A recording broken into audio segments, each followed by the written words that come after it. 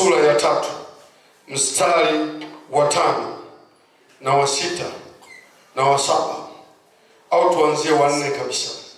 Biblia inasema, na kusema, iko wapi ahadi ile ya kuja kwake? Kwa maana tangu hapo babu zetu walipolala, vitu vyote vinakaa hali hiyo hiyo tangu mwanzo wa kuumbwa.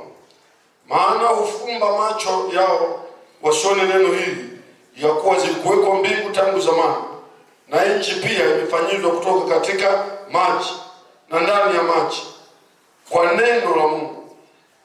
Kwa hayo dunia ile ya wakati ule iligarikishwa kwa maji ikaangamia, lakini mbingu za sasa na nchi za sasa zinawekwa akiba kwa moto, kwa neno hilo hilo zikilindwa hata siku ya hukumu na ya kuangamia kwao wanadamu wasiomcha Mungu. Twende hata wa 8. Lakini mapenzi, msilisahau neno hili, kwamba Bwana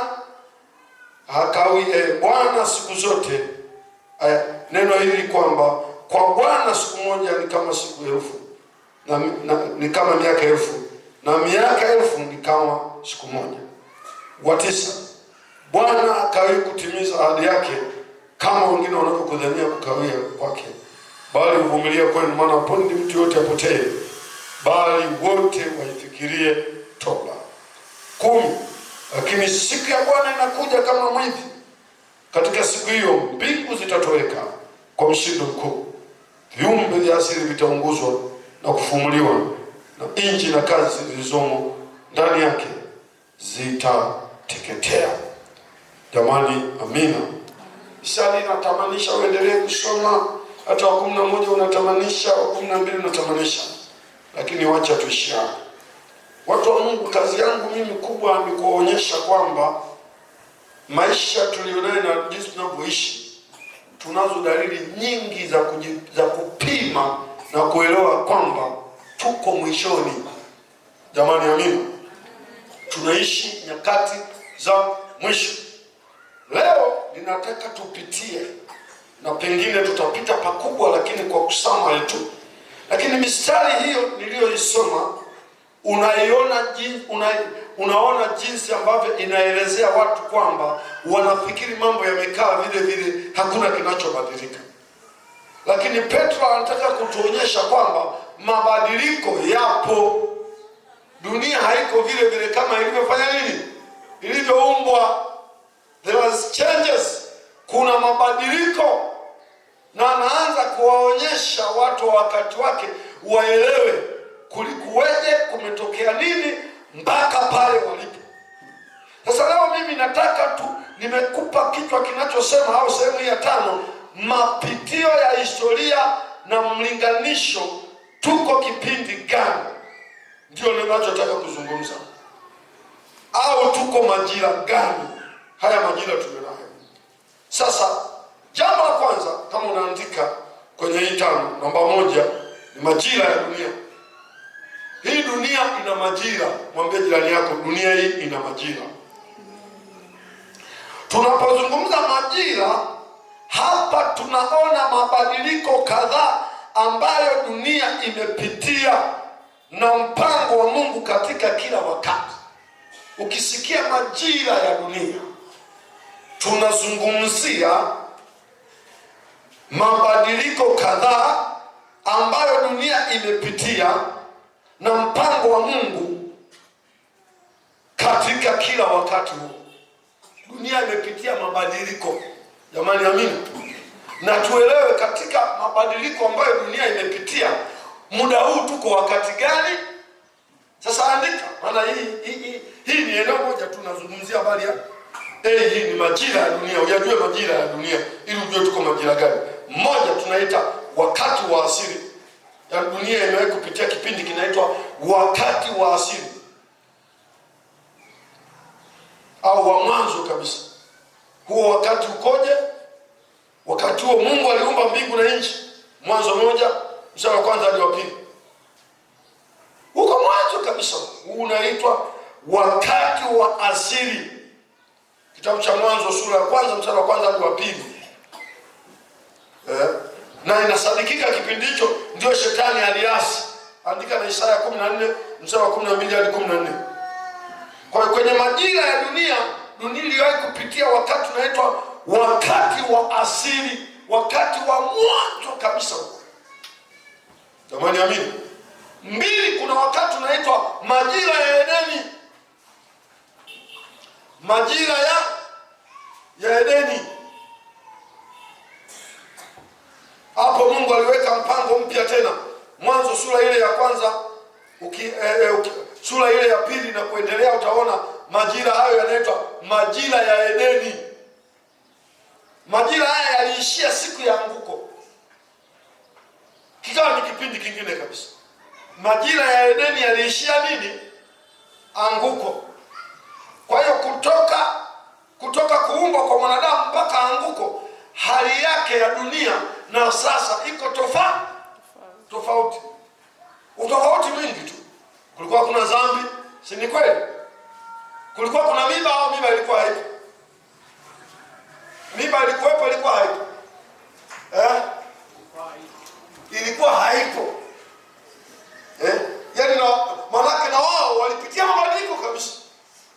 Kile Adamu alikiona wakati ameumbwa na kutoka sasa wakati wa anguko kuko tofauti. Ilikuwa mtu akiwa ana nguo, hana nguo, hamna tatizo. Lakini sasa kutoka hapo wanaona wanahitaji nini? Nguo. Kulikuwa hakuna nini? Jasho. Wanasema jasho ndio nini? Unajua tumelizoea kwa ni jasho, na wengine wanatisha zaidi. Yaani hii jasho, kuna wengine wana jasho lingine, jasho babu kubwa. Kidogo tu jasho linavuja kweli, nafikiri kazi zote kafanya yeye. Lakini na mimi ngoja nilikute. Lakini halikuwepo. Mwanzo halikuwepo. Haya ni mabadiliko, sio mabadiliko. Ni mabadiliko, si ndio? Hayo majira yanaitwa majira ya nini? Ya Edeni. Adam na Hawa wameishia hapo, baadaye wakalaaniwa. Kuna majira mengine yanaitwa majira ya kabla ya gharika. Majira ya kabla ya gharika. Haya majira yanaanza na anguko la Adamu pale. Kutoka kwenye anguko la Adamu ndio yanaanza majira haya. Maisha ya Adamu ni mengine. Kwanza akai Edeni, amefukuzwa pale, pana malaika wanalinda. Anapambana huku nje. Huku tayari kitu kingine anachokiona ambako majira yaliyotangulia hawakukiona, anaona mauti. Mtu amekufa. Wenzetu Waislamu wanasema Mungu kunguru, wanasema kama sikosei, kunguru ndio alimfundisha Adamu kuzika, kwa sababu alikuwa hajui.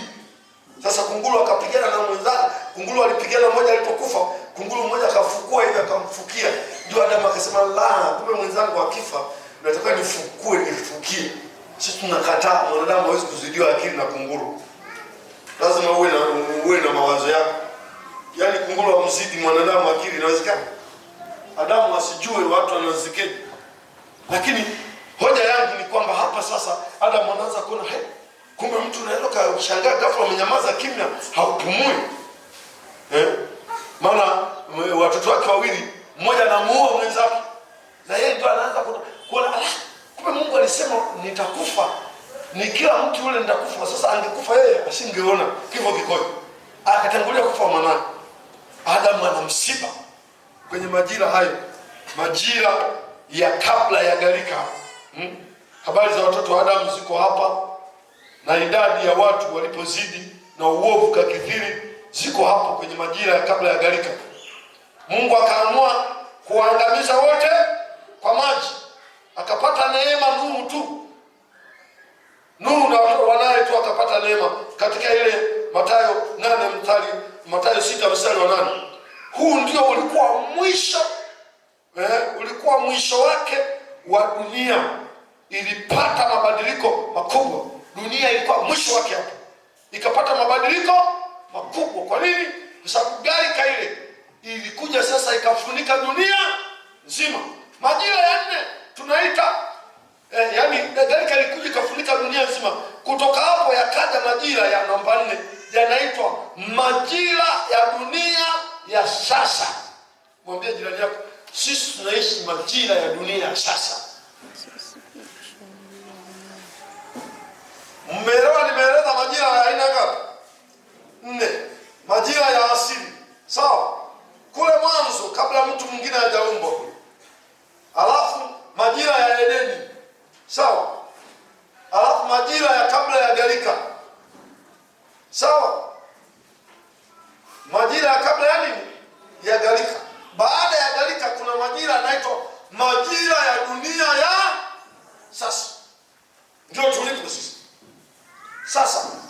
Kwa nini ninataka kuzungumza historia namna?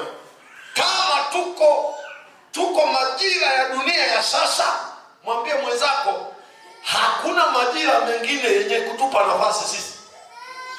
Ukitoka majira haya ya dunia ya sasa, mabadiliko mengine yanayotakiwa kutokea ni mabadiliko ya mbingu mpya na nchi mpya.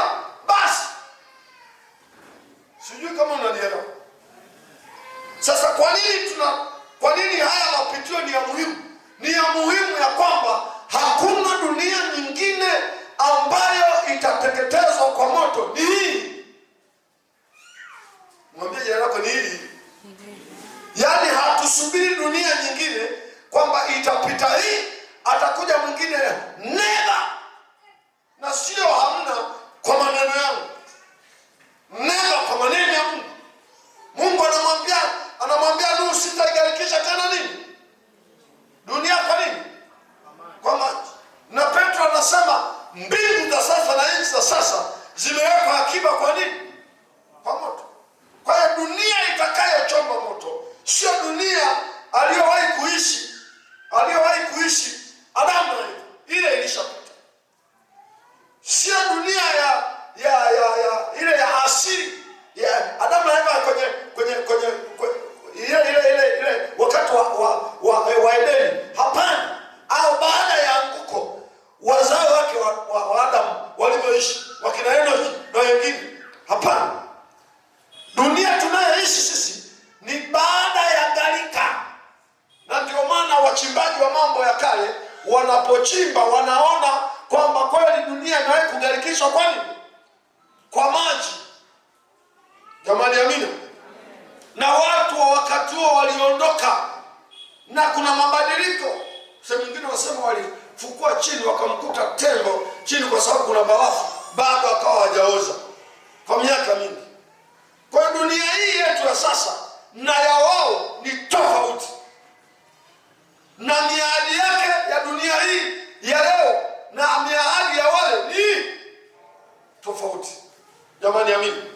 Tukitoka majira haya ya dunia ya sasa ambayo imeandikwa kwenye Petro wa pili sura 3 mstari wa 7, tutaenda kwenye majira ya miaka 1000 ya utawala wa nini? Wa miaka 1000 huko ndio majira ya 5 hayo. Alafu ndio tuje tumalizie majira ya 6 ya dunia mpya. Dunia mpya, yani mbingu mpya na nchi mpya kwa mujibu wa Ufunuo sura 21 mstari wa kwanza. Sasa kwa nini hizi za huku ya 5 na ya 6 siisemei? Na isemea hii. Tuko kipindi ambacho ni cha mwisho. Kutoka hapa tunamtegemea Yesu arudi. Akirudi majira mengine yatakayofunguliwa ya dunia hii yenye tofauti na dunia hii tunaishi ni ya miaka 1000 basi. Ya utawala wa miaka mingapi? 1000. Mnanielewa watu? Asante. Hiyo ni historia. Tunapitia historia kupitia nini? Historia kupitia majira ya nini? Semeni historia kupitia majira ya dunia. Kwamba dunia hii ina majira 6. Mwambie jirani yako dunia ina majira 6. Dunia ina majira 6. Majira ya kwanza ni wakati wa asili. Majira ya pili ni wakati wa Edeni, majira ya Edeni. Majira ya 3 ni majira ya kabla ya gharika. Majira ya 4 ni majira ya dunia ya sasa. Majira ya 5 ni majira ya utawala wa miaka 1000. Dunia itakutana na mabadiliko, na mabadiliko mengine ya mwisho ya 6 ni ya mbingu mpya na nchi mpya ambapo kanisa litakaa huko sasa milele. Nimeeleweka watu wa Mungu? Haya, tunaenda historia nyingine. Leo tunapitia, ndio maana ya kupitia. Kitu kingine tunapitia vipindi 7 vya ulimwengu. Dunia hii pia sio imepita majira hayo 6, imepita vipindi. Imepita nini? Vipindi. Lugha nzuri ya kuongea na nyinyi naikosa, lakini hili neno vipindi lina neno la kitaalamu linaitwa dispensation. Wasomi mnaweza mkanisaidia hilo neno hilo kwa kunyosha. Dispensation. Ni hilo au nyakati. Nazungumza nini? nyakati. Tunapozungumza habari ya vipindi, neno vipindi Kilatini ndio hicho. Kilatini linaitwa dispensation au dispensers. Naona maana yake ni kupanga au kuweka katika utaratibu. Mungu aliweka dunia katika utaratibu fulani. Kiyunani au Kigiriki wanaita oikonomos, oikonomos, oikonomos, ambalo maana yake ni kusimamia, ni kama mtu msimamizi wa utaratibu fulani kwenye nyumba fulani. Ndio neno hili oikonomos. Yaani Mungu katika mipango yake ya hii dunia ina usimamizi kama ule anaoweza kumweka mtu asimamie nyumba fulani, utaratibu unaoendeshwa kwenye nyumba hiyo. Jamani, amini. Inaeleweka hata Mungu. Kwa hiyo tunapopitia hivi vipindi, maana yake kwa maana nyingine ni kwamba vipindi hupita au hubadilika na sio vyetu. Sisi ni mawakili tu, tumewekwa kusimamia tu, lakini vinapita vipindi tofauti tofauti. Mungu ndio mtawala. Sisi wajibu wetu ni kwamba anatupitisha kwenye vipindi fulani, tufanye wajibu wetu kwa kipindi ambacho tunakipitia. Sasa vipindi hivi 7, tunapitia historia tu, tunapitia sasa vipindi 7 tena. Vipindi vingapi? 7. Yale majira yalikuwa majira 6, vipindi viko 7. Vipindi hivi viko hivi. Cha kwanza kinaitwa cha bila hatia, without sin. Hiki kipindi watu waliishi hamna dhambi. Kipindi kinaitwa bila hatia, na kilianza mwanzo kabisa hadi kufukuzwa kwa Adam na Hawa bustani wa Edeni. Yaani kutoka uumbaji mpaka kufukuzwa kwa Adam bustani ya Edeni kiliitwa kipindi cha bila hatia. Watu walikuwa hawahesabii kosa lolote, na ufunuo wa Mungu kwenye kipindi hiki ulikuwa ni uhusiano wa mtu kibinafsi yeye na Mungu. Adam na Hawa waliishi kwenye kipindi hiki kinachoitwa bila hatia. Mungu aliweka utaratibu fulani. Kwa hiyo notisi zangu taona, siwezi kuzungumza wote. Akawaketisha kwenye bustani ya Edeni. Shetani alikuwa hayupo, wakawa wanaishi hawana hatia yoyote. Kilipita, kilichezewa na wahusika waliokaa hapo. Mwambie mwenzako usichezee kipindi Mungu anakuweka wewe. Kilichezewa na wahusika. Kikaja kipindi kingine kinaitwa kipindi cha dhamiri. Kipindi cha dhamiri. Hiki kipindi, kwa nini kinaitwa kipindi cha dhamiri? Mungu hakuweka utaratibu wote kama wanadamu, ila mtu aliishi kwa kutegemea dhamiri yake inamwambia nini. Unaelewa? Yaani Mungu hakukataza kitu, ila mtu aliachua afanye kulingana na dhamiri yake inavyomwambia. Hiki kipindi anazuka ya kina Habili. Habili dhamiri yake inamwambia siwezi kula vitu vyote bila kumkumbuka aliyeniumba, anayenipa hivi vitu. Kipindi cha bila cha kufuata dhamiri yake inakwambia nini? Lakini sio anamkumbuka Mungu aliyempa vitu tu kwamba nitamtolea. Bado kwa dhamiri yake anasema ninapokwenda kwa Mungu lazima niende na kitu kizuri. Mwambie jirani yako, hivi wewe dhamiri wewe inakwambieje? Yaani hamna maagizo hapo. Ni wewe mwenyewe unasutwa na moyo wako. Je, hiki nikikifanya ni sawa ama sio sawa? Mungu alikipitisha kipindi hicho aone watu watafanya machaguzi gani. Unajua Mungu anajiamini sana. Alipomuumba wanadamu alijiamini sana kwamba huyu ni kila kitu kiko kwake. Akichagua mabaya ameamua kuchagua tu. Lakini lingine likazuka na dhamiri yake, likabeba makorokoro mabovu likampelekea Mungu. Mwambie jirani yangu, mwangalie rafiki yako. Mwambie dhamiri zetu zinatofautiana. Mwambie kuna wakati nikiangalia dhamiri yako na iacha na dhamiri yangu. Yaani watoto wa baba mmoja, mwingine anabeba mapukuru, anapeleka sadaka. Mwingine anachagua kitu kilichonono na anapeleka sadaka. Kinaitwa kipindi cha cha dhamiri. Maana yake mtu alisukumwa na dhamiri yake kufanya anachokitaka. Yaani Mungu hakutoa agizo lolote, aliangalia akili za watu zikoje.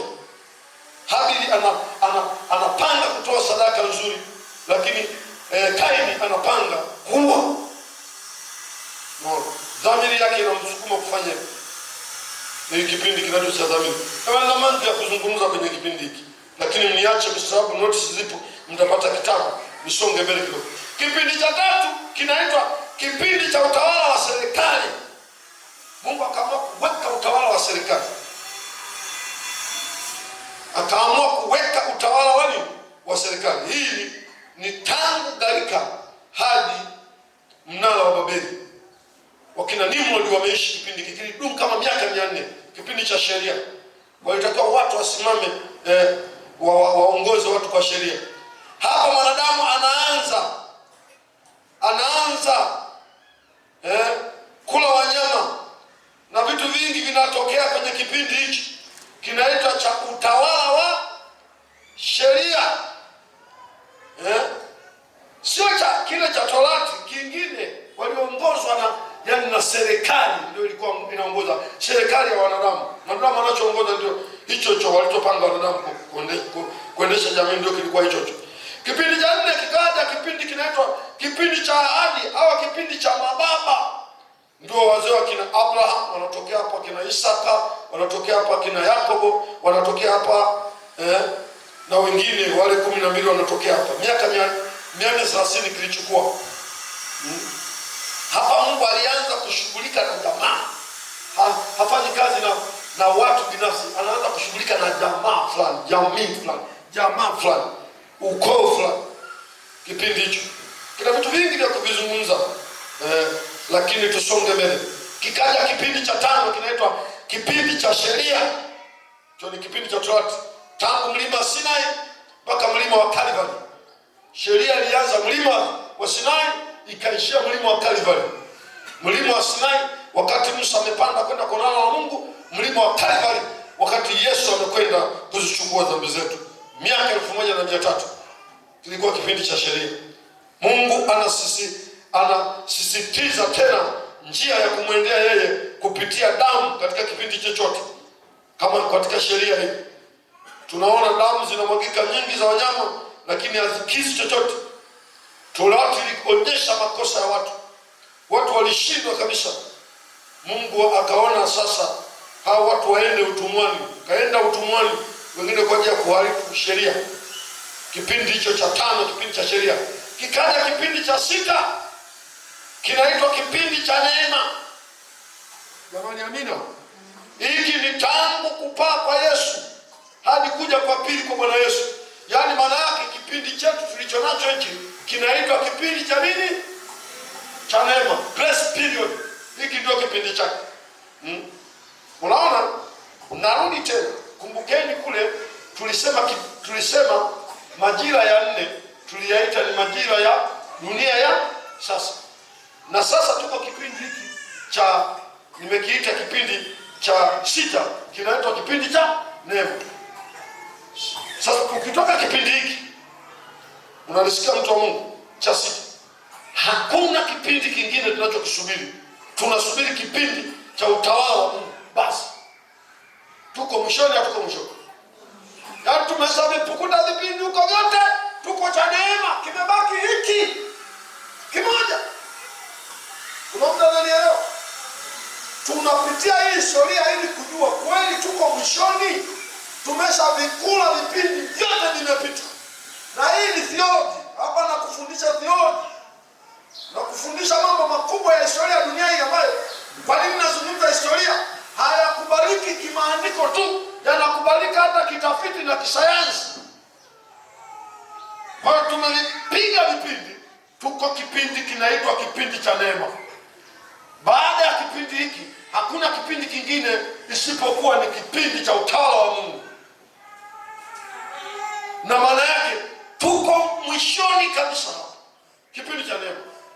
Kikitoka hiki hakuna kipindi kingine kinatuacha zaidi ya kunyakuliwa kwenda zetu kwa Bwana.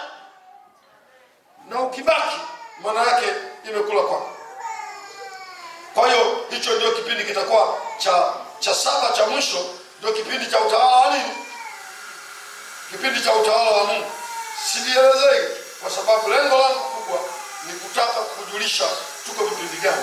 Hilo ni eneo la tatu, eneo la vipindi. Eneo la pili kuhusu vipindi, tumepitia vipindi 7. Eneo la kwanza kuhusu majira, tumepitia majira mangapi? 6. Tukasema tuko majira ya 4. Hapa tumepitia vipindi 7, tukasema tuko kipindi cha ngapi? Cha 6. Eneo la tatu la kupitia kwenye historia ni vipindi 6 vya kanisa. Vipindi 6 vya kanisa. Hivi na vyenyewe tukiviangalia vinatujulisha tuko mwishoni. Kanisa lina vipindi vingapi? 6. Sasa tunaposema vipindi 6 vya kanisa, mbona tumesema vipindi 7? Si tunasema vipindi 7 huko. Vile sio vya kanisa, vile vya dunia nzima. Vile dunia yote imepitia. Lakini hivi ni vya kanisa sasa. Na sio vya dhehebu la Kikristo, ni vya waliookoka. Wewe uliokoka una vipindi vingapi? 6. Hebu tuvipitie na vyenyewe. Tuvipitie tusivipitie. Tuvipitie na vyenyewe tuangalie hivi vipindi 6 vya kanisa. Cha kwanza kinaitwa kipindi cha mitume. Kinaitwa kipindi cha mitume. Kilianza mwaka 33 mpaka 100, kiliondoka. Kinaitwa hivyo kwa sababu mitume waliishi hapo. Yesu alipaa inasadikika mwaka wa 33. Na mtume wa mwisho amekufa mwaka 100. Yohana, mwanafunzi aliyependwa na Bwana. Hicho kipindi kinaitwa kipindi cha mitume kwa sababu waliishi kipindi hicho. Kiliondoka na mitume wale hawapo. Hao waliopo sasa hivi sio sawa na wale. Narudia, hawa mitume waliopo hapa, walioko Sinza, walioko Tandale na Mbezi Beach sio wale. Tofauti. Hata mimi ni mtume. Kwa sababu mtume kazi yake moja hapo ni kuanzisha kazi mpya. Lakini sina title ya aina ile ya mitume waliokuwa nao. Wale walikuwa na mamlaka ya kuandika maandiko. Sasa hivi hata mkipenda lugha zangu haziwezi kuingia kwenye maandiko. Biblia ishafungwa. Wale walimuona Yesu, walikuwa na sifa ya kumuona Yesu physical. Mimi sina hiyo, namuona kiroho na mambo mengine. Kwa hiyo hicho kipindi cha mitume kilifanya nini? Kiliondoka. Kikaja kipindi cha pili, kinaitwa kipindi cha kanisa lililoteseka kuanzia mwaka 100 mpaka 313. Kifo cha Yohana hadi amri ya Konstantino. Kiliondoka. Kanisa lilipita kwenye mateso makubwa. Mateso yameanzia mwaka karibu 50-60 huko wakina Paulo huko. Lakini haya yanahesabika ni madogo. Kanisa limewahi kupita kwenye mateso makubwa kuanzia mwaka 100 mpaka 313. Ungelikuwa wewe, ungekuwa hupo. Wewe unasema umeteseka kwa sababu umevaa nguo Krismasi na Pasaka, hiyo unasema mateso. Wewe unasema umeteseka kwa sababu umekula maharage. Unajua hata nini maana ya mateso? Mateso sio kukosa nguo. Mateso ni kitu kinachoshambulia maisha yako chenye dalili ya kutaka kuondoa uhai wako. Walipita mateso makubwa. Sina muda wa kukueleza mateso yale na jinsi kanisa lilivyoshinda yale mateso. Lakini kilipita mwaka 313 Konstantino akatoa amri kwamba Wakristo wasiteseke tena. Alikuwa anaenda vitani, akaona kama msalaba. Aliposhinda ile vita akasema Mungu wa Wakristo amenishindia. Akatoa amri ya kuacha kuwatesa Wakristo. Kipindi cha tatu kinaitwa kipindi cha kifalme. Kilianza mwaka 313 mpaka 476. Tunasema tangu amri ya Konstantino mpaka kuanguka kwa dola ya Rumi. Dola ya Rumi ilianguka mwaka 476. Ndio maana nasema haya hatuongelei ya Bible tu, ni ya huko. Ukienda kusoma encyclopedia huko, mpigie Yesu makofi. Hata kama unakaa kwenye shida kiasi gani, Mungu akiamua kutengeneza raha inakuja tu. Mungu akatengeneza raha, akatumia wafalme wakapitisha amri ya kanisa lisiteseke, magodauni yakatolewa kwa ajili ya kanisa kufanya ibada. Wachungaji wakaanza kupata mshahara kutoka serikalini. Unaenda unakinda mshahara unachukua. Mimi mchungaji wa Mtiri Mosheni, unalipwa mshahara mnene. Vitu vingi viliingia hapo. Lakini kanisa lilipata stari. Kinachosikitisha ni kwamba ndicho kipindi kanisa lilipoteza mwelekeo. Kumbe ya kwamba sio tu Mungu akikubariki utaandamana naye, wengine wanamwacha wakibarikiwa. Ni ushamba mwingine wa ajabu kabisa. Yaani umetoka kijijini na makengeti yako unasema Yesu ni Bwana. Ukija hapo umepaka Carolite, basi unaanza kubinua mdomo unasema Yesu mtaki. Unaanza kushusha suruali eti uko mjini, umebadilisha Kiswahili cha Kihehe kimekuwa sasa cha Kizalamu. Niko Dar es Salaam na Kamanzese na Kachanika. Ndio unamwacha Yesu. Umetoka kule Kigoma mwisho wa leli kule. Umekuja hapa.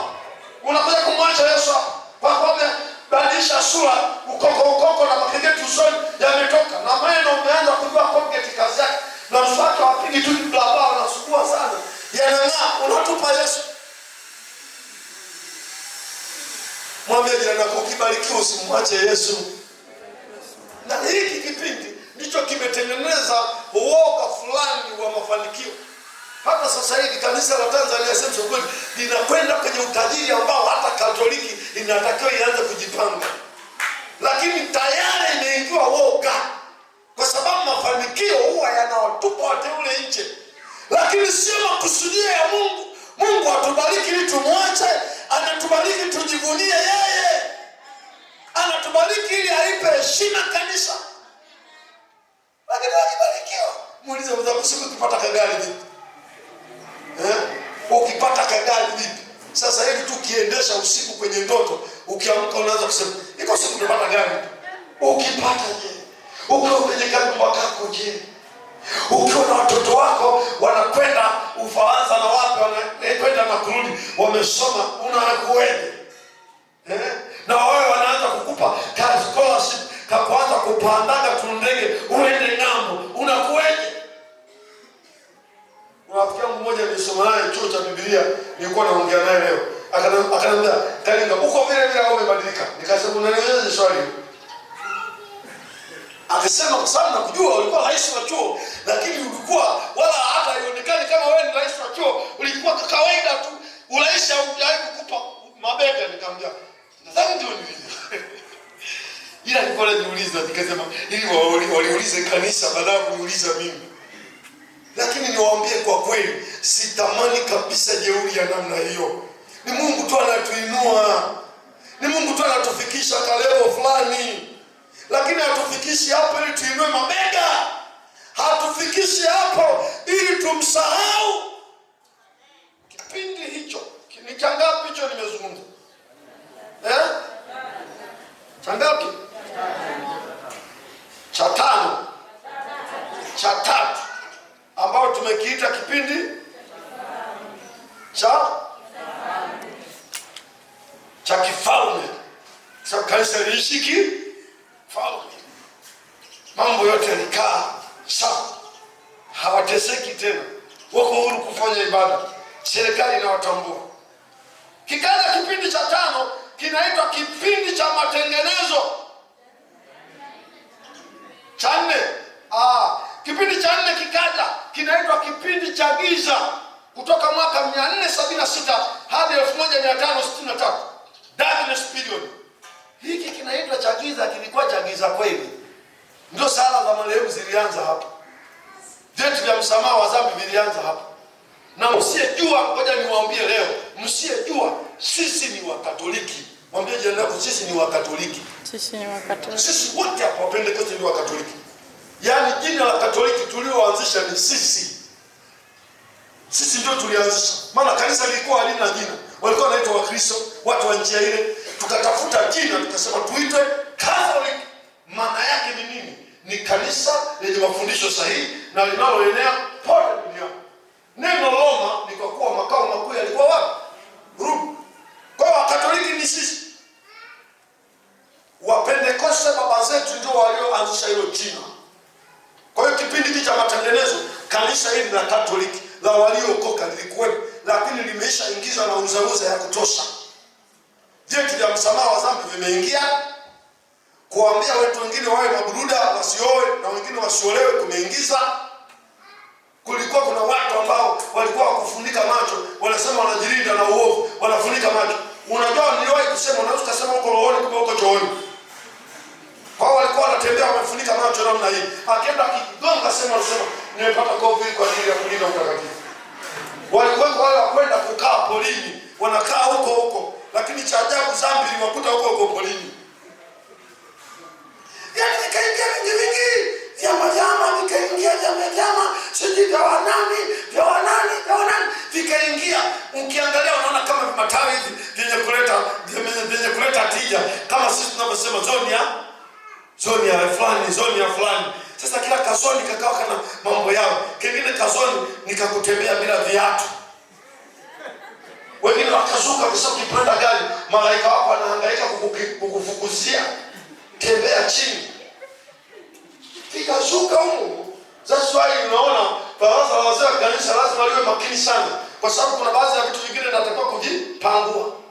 Na sasa hivi nimeshaanza kuona kuna vitu vya kuvipangua vimeanza. Vya kuvipangua. Niongee moja wapo. Nimepima kuna watu wengine hawaombi, wanahubiri wakati wa maombi. Wangapi wameshaona? Na limeingia na vijana fulani waombaji wazuri tu wa huko mjini ambao wanaaminika huko. Wameingiza. Basi utasikia mwanangu, ni Bwana yuko. Mwanangu siku moja nikaenda nikapokea mlifikesi. Lakini napopokea mlifikesi nikasema mimi ni mdogo sana. Kwa Mungu mkuu, mwanangu twende tuombe. Sasa tuko kwenye maombi. Yaani mtu anapoteza tu vitu, afu anakuja na kutumika kwenye kuomba. Ukianza kupembua maombi, unaweza ukapata machache sana, lakini vitu vingine yalikuwa maongezi. Unaona nanielewa? Kuna sehemu nyingine iliingia mpaka kumpiga mnada mama mchungaji. Jamani, mama mchungaji 500,000, 600,000 akakaa hapo. Kama hakuna anayepanda bei atoki hapo. Mnaona mnatafuta hela ya nguzo. Mwingine anasema mimi naondoka naye 50,000. Mwingine anasema mrudishe laki. Mtoto mkubwa kabisa. Mnapandikiza nini naondoka naye? Vinaingia. Na ukiwa mkali washirika wanakashirika. Wanataka waende. Waende. Zile step za damu wanataka wacheze huko. Zuia uone. Chetoa ndio hivi na ngenge. Baadaye kuja kuving'oa. Maana viliingia kuja kung'oa vikagoma. Sasa vikakaa pale kama ng'oka wewe, lakini vyenyewe havitoki. Na mpaka leo ng'oka wewe Katoliki, lakini vyenyewe pale havitoki. Havitoki vipo. Unahoji ndio hivyo. Vitu vya msamaha wa dhambi vikao vinauzwa. Ukitaka kusamehewa dhambi unanunua cheti. Walikuwa wanataka ile hela wakusanye kwa ajili ya ujenzi wa lile kanisa la pale Rumi, kanisa la Roma lile kubwa wanajenga. Uza vyeti vya msamaha wa dhambi. Baadaye wakaongeza wakasema hivi, hata ndugu yako kama alikufa zamani, unaweza kununua cheti, kununua kwa ajili yake. Unapoendelea kulipia hela anaserehekea mbinguni hivi. Sisi sio mwingine sisi. Ikaongezeka sasa kwamba sasa unaweza ukanunua cheti kwa ajili ya dhambi za wiki ijayo. Unaona? Sio zile za jana, za wiki ijayo unaweza kununua. Sasa sisimbo. Bwana nipe vyeti nini wiki ijayo na watu tutapiga kichwa mtu. Yote hiyo vikaingia kanisani hivi, vikaingia kanisa. Kwenye kanisa letu la Romani Katoliki. Lakini sisi ndio wenyewe sisi. Sio wale tumefanya kuchomoka. Yaani ni kama hapa paharibike muondoke mwache Assemblies. Mtasema sio yeye. Sisi tumefanya kuondoka tukawaachia. Tukakimbia. Ndio kipindi cha matengenezo kazi iliyofanyika. Waliinuka wakina Martin Luther. Martin Luther akaenda pale kwenye hekalu akabandika mswada wa mambo 99 kwamba leo iwe mvua iwe jua hakuna ibada, tujadiliane kama hivi ndio maandiko yanayosema. Ameujaza pale maneno. Kumwambia mtu madhambi yako, kununua vyeti, kununua nini? Kununua vyeti kwa ajili ya kuomba msamaha. Hii ni halali. Kuona sanamu za waliokufa na walisema hivi ili tuwakumbuke. Wataondoka mitume hao, waliondoka sura zao zitakuwa zipatikane. Kwa hiyo tutengeneze picha zao ili ingalau tunawakumbuka tu. Martin Luther akapinga. Wakaingia wengine wakina William Tyndale, wakina John Wycliffe. Mungu akainua wateteaji ndio wana matengenezo. kulinyosha kanisa linyoke, lakini ikashindikana, ikabidi wapasuke. Wengine wakapasukia Anglikana kule, wakakuta na kwenye kuna harufu ya huko, wakapasukia kwingine huko. Wengine wakapasukia Baptisti huko. Kila eneo kukatokea mpasuko huku. Katoliki imepasuka kule, imepasuka kule, imepasuka. Na siri kumjezo zilipigwa makavita. Yaani huyu anayetetea sanamu anasema zipigwe, na huyu anasema zitapigwa. Huyu anakuja na bunduki na huyu anakuja na bunduki. Wale wanaokataa sanamu na wanaotaka sanamu zinapigwa. Matengenezo ilikuwa sio kitu kirahisi, na ndio maana tunapozungumzia matengenezo sio kazi ya lele mama.